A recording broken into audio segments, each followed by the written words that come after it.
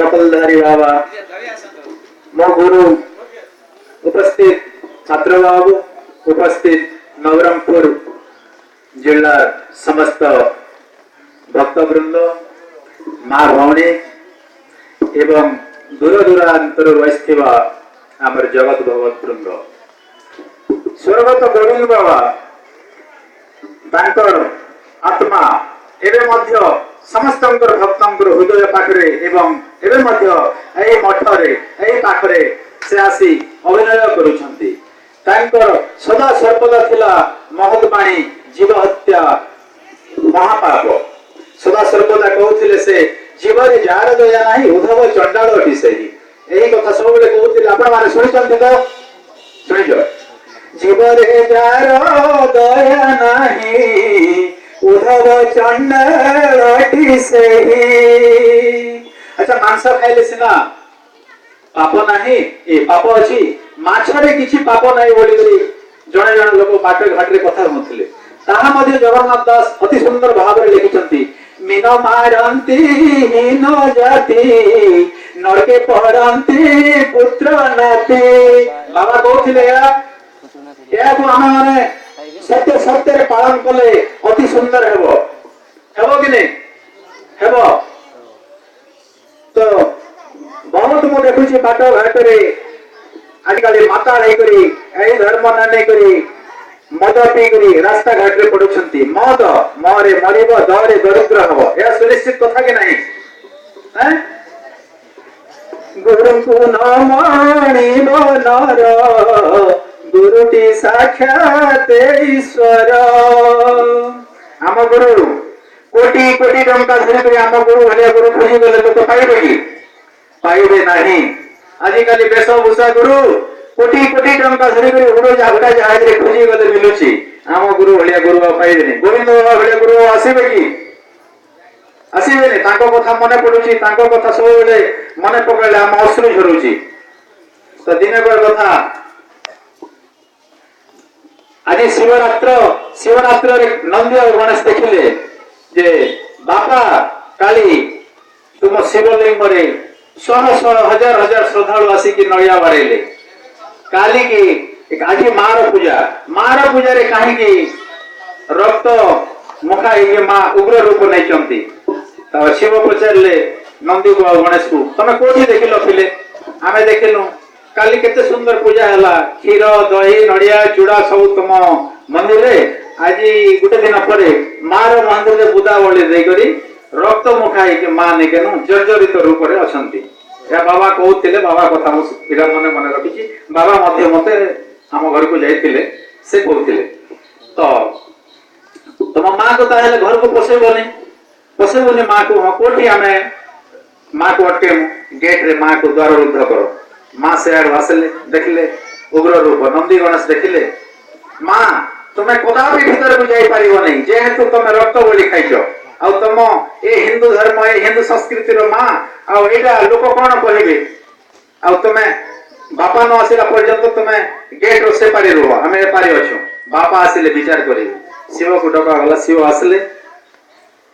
बापा आस देखो माँ रो उग्र रूप देखी देले माँ उग्र रूप रे रक्त मुखा ही करी आउ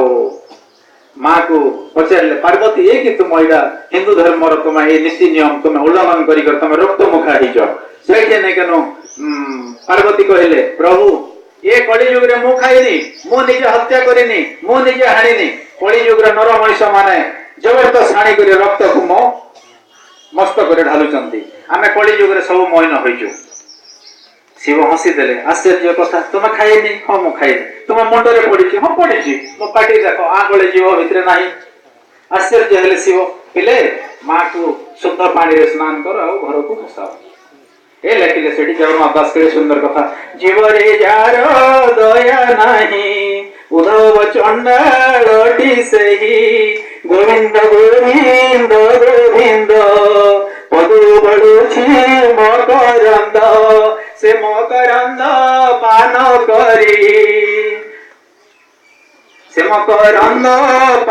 करी हेले तरिले ब्रज नारी। माछ माँ माछ छ काटी दियो माँ माँ रोचे माँ अंश अंश काटी दियो माँ माँ अक्षर क्या मिल माँ शब्दर विकल्प नहीं अच्छी कि माछ हूँ कौन कौन कि काम क्रोध लोभ मोह मद माश्चर्य ये छटा जिनिस को आम छाड़ीदवा आम देह सात्विक गुण रमको लोक बाड़े आम हाथ उठब ना लोक को बाड़ाटा भल ना माड़ खाइबाटा भल आजिकल माड़ खाइबाटा भल गोविंद बाबा कहते सदा सर्वदा कथा टिके टिके मु लिखुची आगामी दिन में प्रकाश करवा समस्ते एठी अंचल आम अंचल सब अंचल कार्तिक पूर्णी एवं ए नवान्न रे भरपूर लोक आसवा समस्ते चेष्टा करंतु माछ काम क्रोध लोभ मोह मद माश्चर्य ए छटा जिनिस रो हमें छाड़ी रहा समस्ते दीक्षा शिक्षा गुरु समस्ते करवा आवश्यक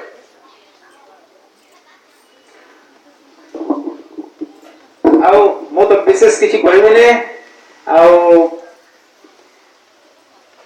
कहले पार्वती से भूली जाती मम नाम पशु हत्या माता की भकिब सुत के कहले पार्वती हे शिव मम नाम पशु हत्या माता की भकिब सुत के मो सृष्टि कला जीव जगत मो सृष्टि कला पशुपति मो सृष्टि कला नर संसार मु केवे भी निजे हत्या करी करी मु खाई नहीं आप ए कली युग रे आमे दबा देवी जते मौन होई थिबारु ए कली युग रे नर मनुष्य मन पाप कर्मरु आमे पूरा समस्त मौन होइछु तणु करी जबरदस्त नै केनो नर मनुष्य मन हानि आम मस्तक रे रक्त ढालुचंती रक्त ढालिबा द्वारा माटी मा कांदुची भगवान कांदुचंती एबे कहतिले आज्ञा गोमाता कथा गोमाता को नाम सुरक्षा देवा कथा माटी माँ को सुरक्षा देवा कथा गंगा माँ को सुरक्षा देवा कथा आमे केउ फल फल देले भगवान आम ऊपर संतुष्ट हेबे करपत्र सिरे जोड़िन करू अछि जणान करता पुरुष श्री गुरु उठी दियो दर्शन ए कली जुगर नर नर मनुष्य माने तुमे गोटे बिंदु यदि मो पई अश्रु देबो मो तुम पई 100 बिंदु अश्रु देबी यह कहते सत्य साई बाबा एवं जगन्नाथ दासंकर लेखा मध्य उपलब्ध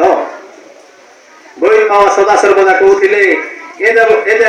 84 लक्ष योनि आम भ्रमी करी मनुष्य जन्म आम खाइछू ए महीरे मन रे हरि भजन छाड़ी मन रे हरि भजन दुर्लभ जीवन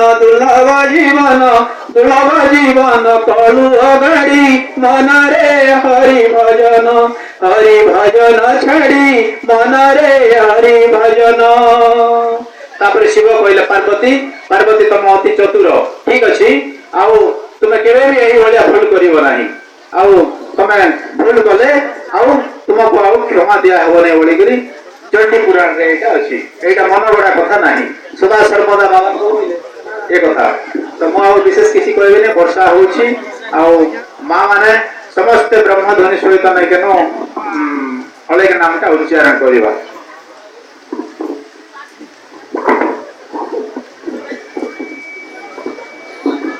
नवरंगपुर जगह आसीपुरा समस्त को धन्यवाद एवं आखपाख अंचल आसी लोक को धन्यवाद नागपुर बस्तर आसवा लोक को धन्यवाद आम तो कलाहांडी अल्प आसु कलाहांडी आमको दूर होची तथापि भी आमको नहीं मन मारुनी आम पिंड प्राण थी पर्यंत आम एटी आसुबू आपण मैंने छाड़ू ना ये भाया जगह को घर में सुंदर खाद्य खातु घी दूध पनीपरिया माछ मांस दूरे रुहतु एवं तामसिक खाद्य रजतम खाद्य दूरे रुहतु सात्विक भोजन कर पिला माँ माने समस्त नहीं शिक्षा दिंतु भल खाद्य खातु भल पाठ पढ़ु एवं दूरे नापी समस्ते चिंता करूँ आगामी दिन में समस्त एकाग्रता हाँपाई चिंता करूँ एवं समस्ते नवान्न आसतु कार्तिक पूर्णिमा आसतु बोल ब्रह्म महिमाले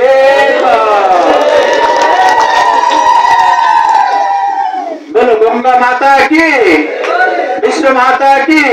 धरित्री माता की अपना अपना पिता माता की अपना अपना गुरु गोविंद की अपना अपना गुरुदेव की विशेष किसी कहबी नहीं एतिक मो बाणी विश्राम दौर तपन आज्ञा